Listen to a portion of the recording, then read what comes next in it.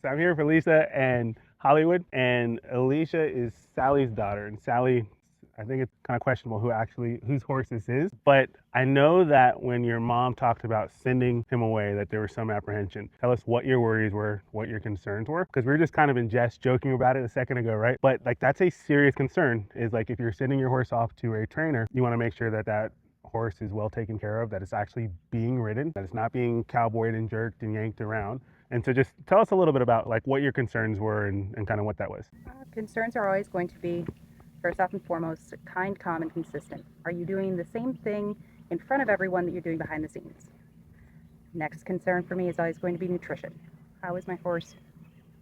What are they getting for nutrition behind the scenes? Am I going to get a horse back that I need to then, yeah, the training's been great, but I have to rehab the physical body. Sure.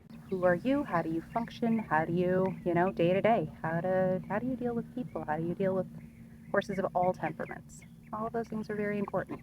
What about too, like the part of your horse kind of being away? Like, you have a horse that you love, right? Sally, you had mentioned too, like sending him off and you're being so excited to get him back home.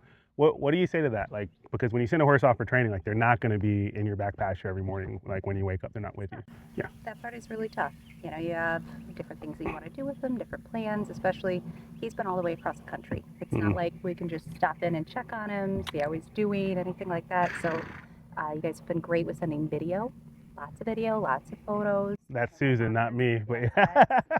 All right, and then just tell me a little bit about your experience, what you found, how he's doing. I know you got to ride him yesterday, and we worked him some in the round pen and the arena. You rode him through some of the obstacles, and then you guys did ride. I know you didn't ride him out, right?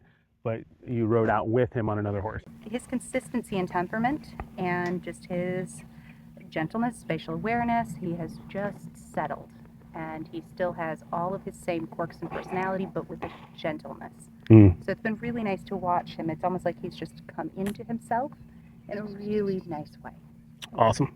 How do you feel about his riding? How is he engaging with you? Is he soft? Is he stiff? Is he with you? Does he feel, inattentive? What are your thoughts? Definitely coming off of his hind end a lot nicer. He's lighter in the front end. He's coming onto the bit and applying pressure much nicer. So I've been really, really happy, especially with the mouth feel.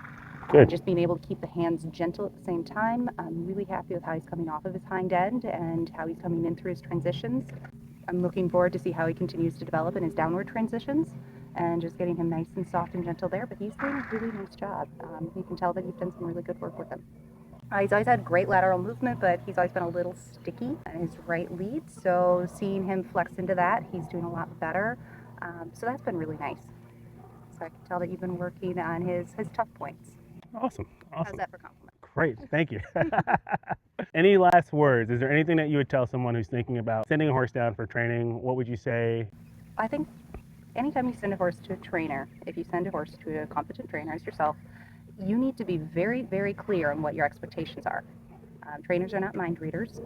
So if you have good, clear communication, you will end up with a good, clear package of, you can give them a realistic understanding of, yes, this is what we can do, this is what we can't do in this time frame.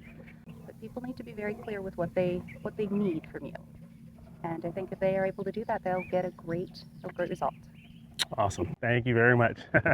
Thanks a ton.